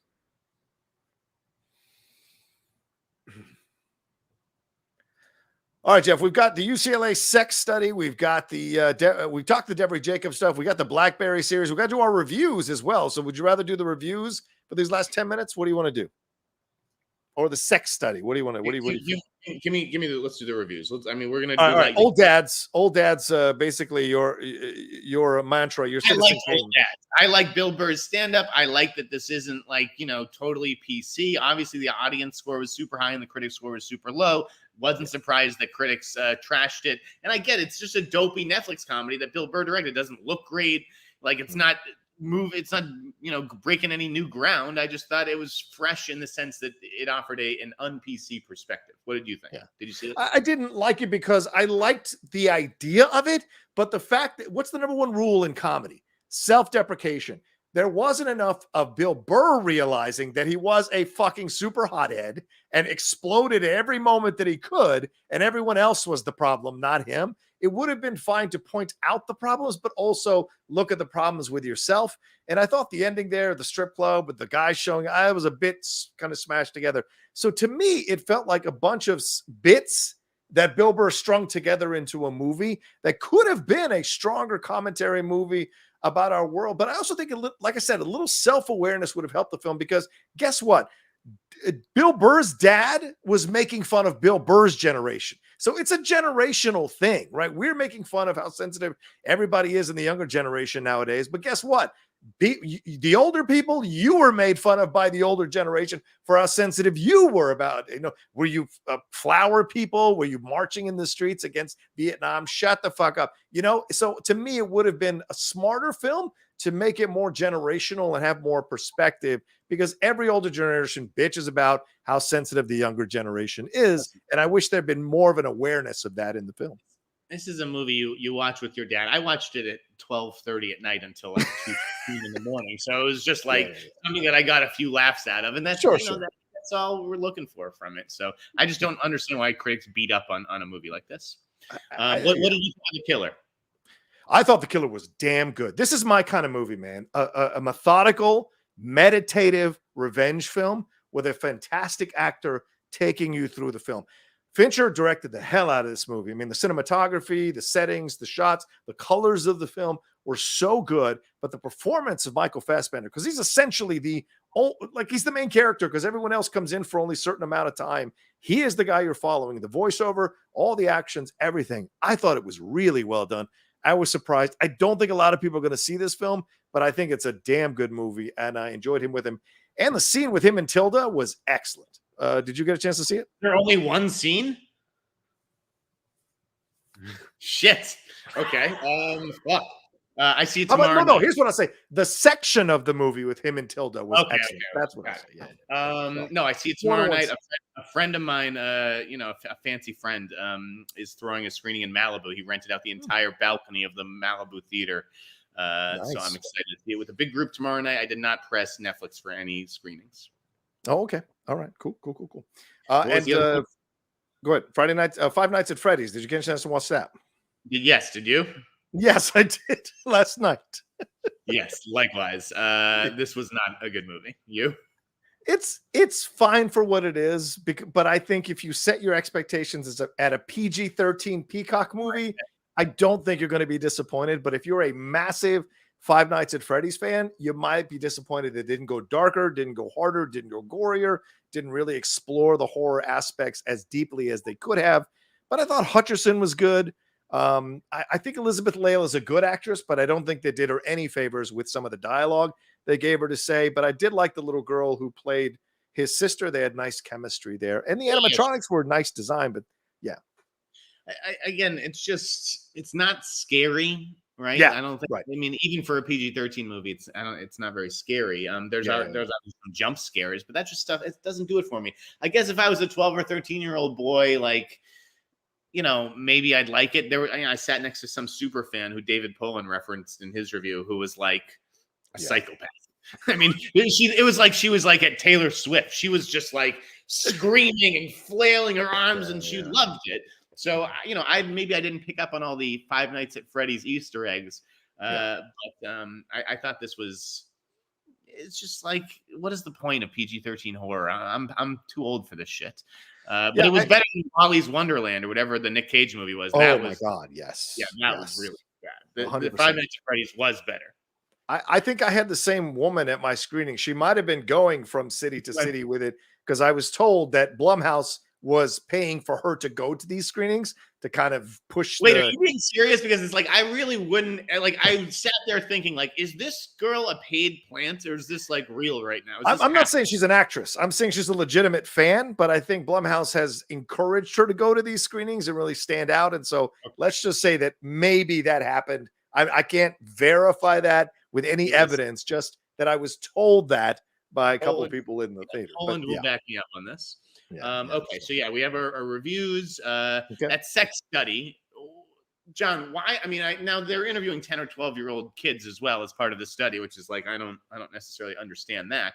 But like, should we be alarmed by this? That UCLA did a study of 10 to 24-year-olds, and they want more platonic friendship relationships depicted in movies and shows and less romantic ones, mostly because I assume people, you know, don't have sex anymore and can't get laid, can't get it. Yeah, the study kind of affirms that young people are having less and less sex, and they're putting less and less importance in the sex. I think one of the analysts of the study said that what we're seeing is people wanting to see more representation of different types of relationships, the full spectrum of relationships, because they have felt. And look, Jeff, I think the therapists, psychotherapy, psychiatrists, all those people, psychologists, have spoken about how romantic comedies really warped people's points of views about relationships, that it isn't like that it isn't real. And I think the younger generation isn't putting as much importance in all of that stuff because they're growing up more lonely. They're more focused on their electronic equipment and their phones and their computers, being online. That's more their focus, playing games online with, you know, people who are in different countries.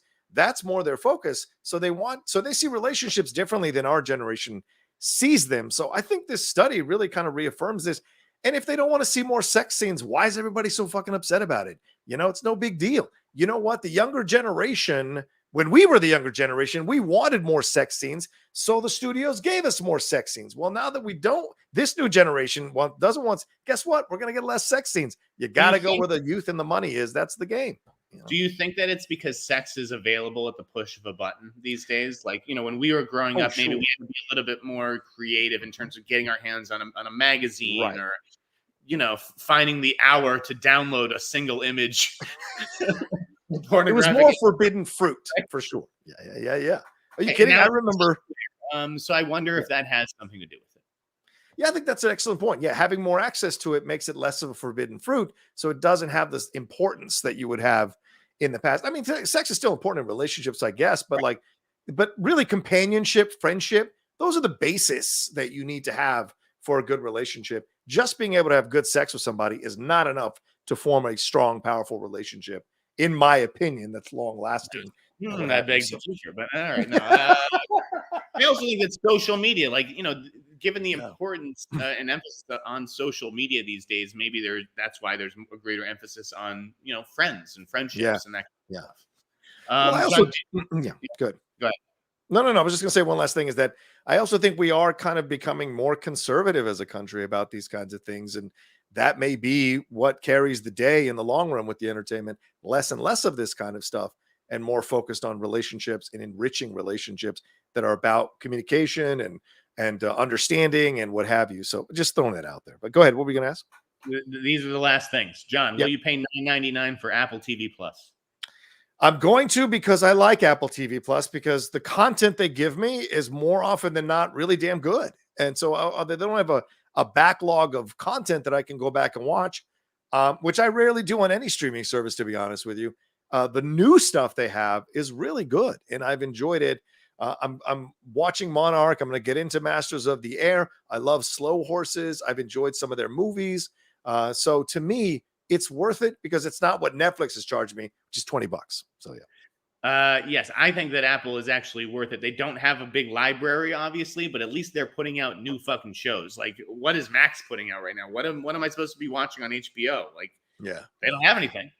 There's nothing on Hulu until Fargo comes out in November. So, you know, I will give Apple credit for at least having shows. The new Maestro trailer, John, good, bad? What'd you think? I loved it. I thought it was fantastic. Didn't even think about the nose at all until after it was over. I did a trailer reaction for it. It's up on the channel. I thought it was really great and showed me that this is going to be one of those epic biopics. And certainly Carey Mulligan looked fantastic and Bradley Cooper looked fantastic in the acting. But that voice, I think it's the voice that I might have some issue with, Jeff. You might be able to tell me a little bit better if that voice fits Leonard Bernstein, but it's a little bit on the edge. So I'd be able to tell. I fucking have no idea what Carl Bernstein sounded like, so I cannot speak to his Leonard Bernstein, not Carl Bernstein. Carl Bernstein, right? Leonard Bernstein, Leonard Carl, you know, whatever. Blackberry limited series, good idea or bad idea? I think if it exposes people to that movie, why not? I just don't know that you shoot a theatrical film with the intention to have it split at a certain moment. So if it's shot that way, great. But I think it's a dangerous precedent to set that you want to convert films into series. Yeah, like, I don't even know how like the compensation works like that. Like, you know, do you have to pay the actors because now it's being chopped up into episodes essentially? Right. And like, it's a curious experiment. But I guess you're right. If it puts more eyeballs on that movie, even if it's over the course of 3 nights or whatever, then I guess it's a good thing. And then we're going to end the show today. This is the last thing is we have super chats. Just letting you know, we have like 5 super chats. So go ahead. Yeah, what's the last thing? I was going to do R.I.P. Richard Roundtree. But what are the super chats? Let's do them because I have a screening in 18 minutes. All right, go. Subscriber Buckspace says subscriber revenue demand for SAG is dumb. Half the content on streaming is not even affiliated with SAG. Why should SAG get cuts of game shows, sports, anime, documentaries, reality TV, foreign shows? They shouldn't, and they won't because, like I said, it would set a precedent for all the other people to then put their hand out for that revenue. Next. There you go. Derek Johnson saying, I agree with John about the movie. The same thing could be said about every black struggle or slave movie for the last 60 years. Scorsese told the story how he wanted, and Jeff's right. Story isn't told without him right now. So, yeah. But thank you, Derek. And that's not to say that there aren't other Native American filmmakers who are coming up. Like, I really do like Sydney Freeland is a filmmaker on the rise, but, you know, she's not there yet. Right. Bucks Basement also says, have you guys checked out One Piece on Netflix? I have not. Jeff, have you? I'm not a huge anime guy. Aisha said, did you guys catch the Eileen trailer with Anne Hathaway? I thought we talked about it last week, Aisha. If you want to listen to our thoughts on it last week, I actually thought it was a good trailer. It was an effective trailer, I thought. I agree. The after post says, so what are your plans for Halloween? What's your favorite costume? Jeff, do you have any costume choices? God, I mean, I love painting my face up like the Crow. I don't really have any Halloween plans. Actually, the party that I normally go to is not happening this year. But I guess if I'm going to say favorite costume, I really loved when I dressed up as Max Cady from Cape Fear. Wow. JB says, I was thinking this would be a great story where Jeff screams world star and went into swinging. All joking aside, glad it got resolved. I agree, Jeff. Haskell says, hey guys, writers Marcus and McFeely crush Winter Soldier, Civil War, and Endgame, then poof, gone. What have they been working on? Did Feige lock him in the basement to write Secret Wars? LOL. The fact that you even knew that S stood for Secret Wars, like that's how much I don't even think about these other Avengers movies, like, and why I think that they should just start over, because I saw S Wars and thought Star Wars. Like, are they writing a Star Wars movie or something? Oh, maybe it is Star Wars. I don't know. Yeah, I have no idea where they are, what they're working on. Okay. Real quick, I have a question about the Loki show. How do you have an issue with Miss Minutes as an AI being in love with Kang while Vision is in love with Wanda and Ultron wanting a body? Yeah, it's not an issue. It's just people were freaked out about it. Rocha, you should do a post-review commentary form for episode reviews. If you're not going to do them live, maybe you could start the following episode with the Geek Buddy comments. We shall see. That's a good idea, Greg. We might. It's that I've had screenings every night of the episodes coming out, so I haven't been able to do those, but maybe I'll do it tonight when I come back from my screening and see if anybody shows up. Yeah, Richard Roundtree, Jeff passed away this week. He's Shaft. He was in Seven, as you tweeted, a number of other things. Oh God, the guy who did Brick, he tweeted out how great Richard Roundtree was on the set when they made Brick with Joseph Gordon-Levitt and other actors. So thoughts on Richard Roundtree's passing, brother? Again, don't have that much to say because I wasn't like that invested in Shaft. Obviously, he was a cultural icon thanks to that franchise. I think, with regard to the Rian Johnson thing, just keep in mind, like, to be a veteran like that and to go do a little tiny indie for even one day means so much, right, to these young filmmakers and the young stars on that project. So, maybe people will look to Richard Roundtree's example and do more stuff like that. Yeah, 100% agree with you. And I think Richard Roundtree leaves a very strong legacy, not just blaxploitation, but the fact that he was able to be the face of that breakthrough genre, but also show that Black actors, and Black films merit respect and consideration and can make money in the Black community. That's something that I think he is also a very huge part of as well, and should be respected and beloved. And what a fantastic actor who gave of himself constantly in numerous projects. So we will miss him, but a great legacy to leave for many people to follow, regardless of color. Regardless. All right, well, there we go. That's our show. Thank you all so much for hanging out with us. We appreciate it. Thanks for joining us in the early runtime. Jeff, where can people find you, brother? At the Sneider on Twitter. LAMag.com had some good pieces this week. On here on the Hot Mic, and hopefully the Hot Mic Plus very soon. There you go. At the Rocha Says, Twitter, Instagram, and TikTok. Subscribe to the channel down below. Hit a like on this video. Leave your comments down below. Thanks for all the Streamlabs super chats, and thanks for the lively chat as well. You guys are awesome. And we'll talk to you next time with another brand new episode here of the Hot Mic. Peace.